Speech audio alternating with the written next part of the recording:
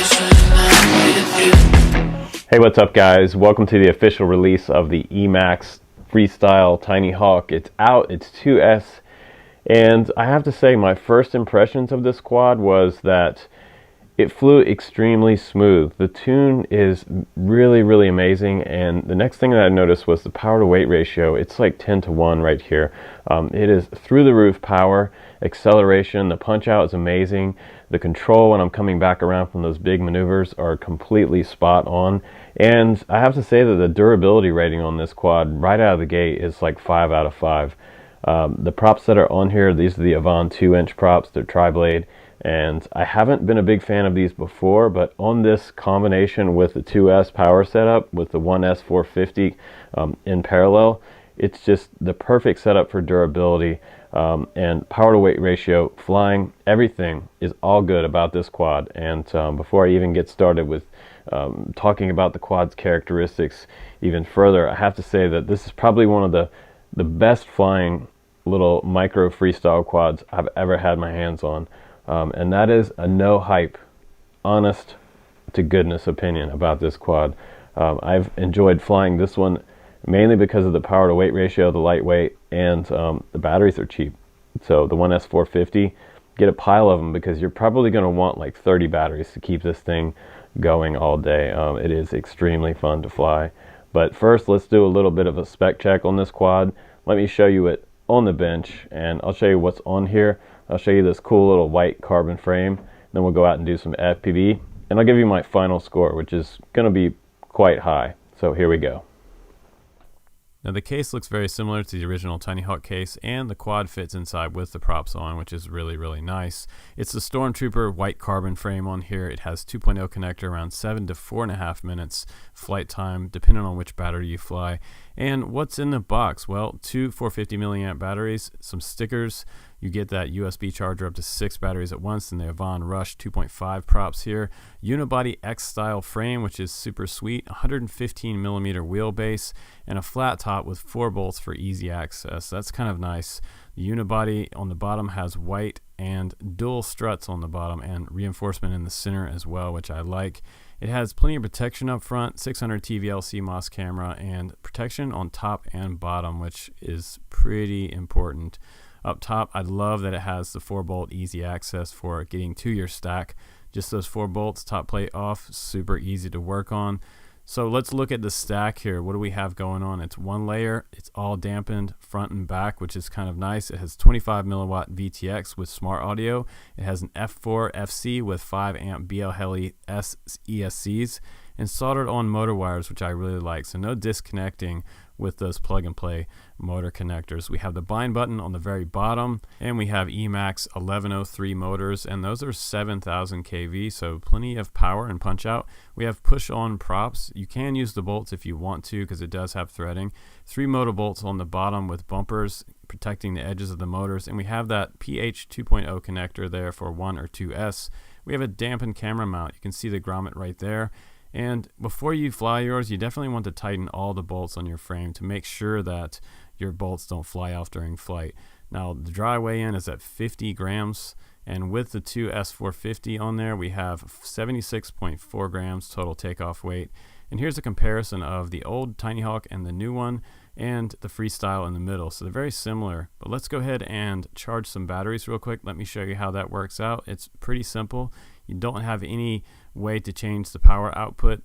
It is going to be strictly, I believe it's going to be around 1 amp charge rate or less. The lights are going to be green when charging, and when the light's out, it's going to mean that it's all done and you're good to go. And the original Tiny Hawk batteries are compatible with the new Freestyle, which is nice. And let's go ahead and take a look at Betaflight while we're at it. Just a little tip for you guys. It is an SPI receiver, so you do need to be in FrSky D, and you have to be in D8 mode. And here's a look at my PIDs with the super rates at 80. And we're running Betaflight 4.0 on here with the Maytag 411 RX, and you can see that at the very top of the screen as well for the new guys in the crowd. But this quad is looking pretty good, so let's go ahead outside now. Let me show you some flying, and we'll do some commentary on how it flies. Alright, let's go ahead and get it up for the line of sight flight test. And you guys are seeing it flying on 2S two 450s on board, and it's really snappy and responsive, almost too responsive for me. And I put it down. Yeah, okay. So we're back up again, no problems, because it is really lightweight. You're probably not going to break anything on this in the grass. If you do fly it over concrete, you're going to get some. You can expect some chips and dents and things like that. But even in the most urban environments that I flew mine, I didn't have any problems breaking it. So I'm going to show you a combination of both. Let's go ahead now and do some FPV, and I'll show you what's up with this quad. Okay, let's go ahead and do the FPV flight test now with the Tiny Hawk Freestyle, and we're in an abandoned parking lot right here, and it looks like they're getting ready to do some construction, but they don't mind if I fly here because this quad is so small and so quiet that no one really cares. A guy pulled up and he asked me what I was doing. I showed him the quad and he drove off. No problems. He was just checking on his trucks. But one thing that I noticed right away was that the maneuverability of this quad is crazy. The power to weight is awesome because it feels like a whoop without that washout problem that we've had in the past with having ducks on the quad. So this quad has no ducks on here, and you can see it freestyles, it power loops. It holds a nice straight line when I'm doing things, and this guy was super stoked about FPV, probably going to go look this video up. And the flight times are quite long. I was getting, man, well over 5 minutes with the 2S setup, around 450 to 5 minutes. If you fly it on 1S and you're just cruising, Emax is claiming that you can get 7 minutes on this quad. So you can see that flicker right there. Now we just did a little mini punch out. There's a little bit of flicker behind the trees with the 25 milliwatt. You will notice that, but you can get pretty far out on 25 milliwatt. We're going to test that also in this video. I'm going to take you to a big open field where there is some trees in the way, and we're gonna take it out maybe a couple football fields out and see how far I can really push this 25 milliwatt. But proximity is awesome. Look at that power loop back down to the ground. Another power loop. No problem with the power loops, plenty of power. It even feels like a little mini 5-inch quad. I mean, look at the punch out, it's crazy. I still can't get over the punch out of this quad. The 1103 motors are perfect on here. And I've been talking about this for years. 1103s with this type of power combo is nothing new. The 2S 1103 combo is probably one of the best setups you can possibly get in the world for micro brushless. And that's on all types of different frames at this weight class. Doing a little bit of exploring now. Low to the ground, slow, flying, exploring. It is really nice to just slow way down. Look at this. I almost feel like I have prop guards on this little baby. I'm literally dropping my voltage right now to the bottom of the barrel. So now I got a new battery in, and I'm going to do a little kind of tree exploring here. Normally I'd do this with a tiny whoop with prop guards, but I got lucky and made it through there even without prop guards because it slows down so much. Now we're out in that big open field, and let me show you how fast this quad goes. Let me show you how the 25 milliwatt performs out in the really thick little Christmas tree farm out here. Got some little mini Christmas trees growing, but look at that snap and roll rate. Really nice snap and roll rate. It feels really locked in. I can't even explain how fun this quad is to fly to you until you actually flown it yourself. And we're not trying to hype it up or anything like that. It just honestly flies awesome. You can really get in close to things. You can really get in there and fly close and fast. And here's a little kind of altitude test on 25 milliwatt. That's not bad. I'm several hundred feet up above this field.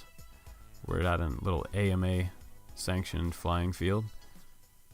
Beautiful day to fly this quad. If I can make some comments on the camera, I'd say that this camera is probably not as good as something like a Runcam Nano. Again, but it's not bad for the weight.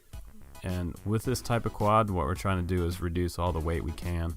You can add a different camera on there, but there's not a whole lot of room on this frame to be able to do that, so you might be pushing it. Plus you're going to add a lot more weight to it. The best way to fly this quad is stock how Emax has done this. With the PID profiles on here that the Emax team has created for you, you have a lot of choice with this quad as far as the durability, the performance. What you can really get away with this quad is kind of crazy. Because you can take this quad out there. If you're a beginner, you can practice those freestyle maneuvers that you see all the hot guys doing without, you know, the big consequences that a 5-inch quad would have. And the other thing is that this is not going to kill anybody. This little quad is fairly safe, even though it doesn't have prop guards. I wouldn't want to get hit with it, but I have hit myself with similar weight class quads. Even up to a 3-inch quad, I've gotten hit in the leg with a 3-inch. Doesn't feel good, but it's not going to kill me. And there's that 25 milliwatt flipping up a little bit again. You can't claim that that is perfect. It does not like to be in the thick trees and brush with stuff between you and your video transmitter. That's just about any transmitter, unless you're running, honestly, about 800 milliwatt. Even still, sometimes you have breakup. But it can handle itself in even some of the biggest maneuvers. Really nice flying quad. There, I almost lost all video right there for some reason. I don't know. There's a cell tower over here on the right hand side of this field, so that might be contributing to some of our breakup. It's way over on the other side of that field, just beyond that tree line. Plenty of hang time. And it's so small that when you fly across the field, you feel like you're flying long range with this quad. It's so tiny.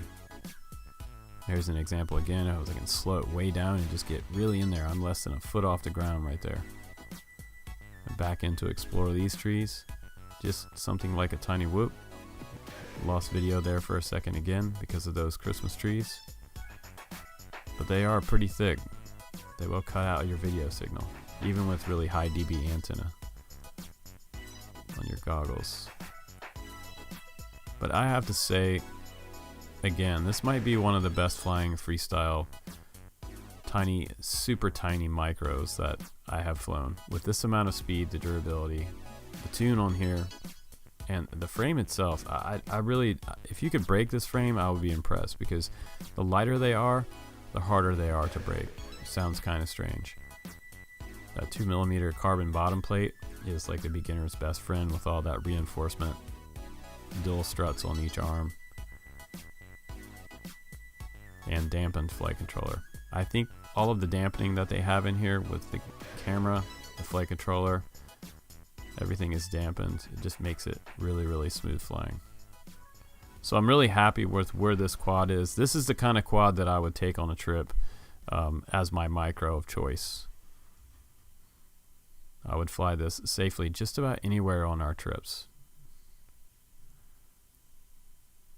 So in my opinion, honestly, if you're going to ask me, you know, in the comments down below, like which Tiny Hawk should I buy? I'm a beginner. Should I start off with the Tiny Hawk? I would say go with this one, because this quad is set up for the ultimate beginner all the way up to the advanced guys. So this quad has pretty much all the bells and whistles that you need for being able to start your beginner progression and go all the way up through your more advanced maneuvers. Somebody that's really advanced pilot would love this quad, and then somebody that's just starting would love it. Either way, 1S, 2S, durability, great tune, great motors on here, ESC, all in one board. It's going to be easy to work on. 4 bolts on the top plate, and it just flies amazing. So I have to say a really high rating on this one of around 4.9 stars out of 5. The only point I'm taking off in this entire review is the 25 milliwatt. Yeah, we all wish it had 200 on here, but man, it flies so good. I got to give it 2 thumbs up to the Emax team. This thing is incredible. So pick one up for around $100 and you will absolutely love it. If you don't like it, let me have yours. Thanks for watching, guys. I'll see you on the next one.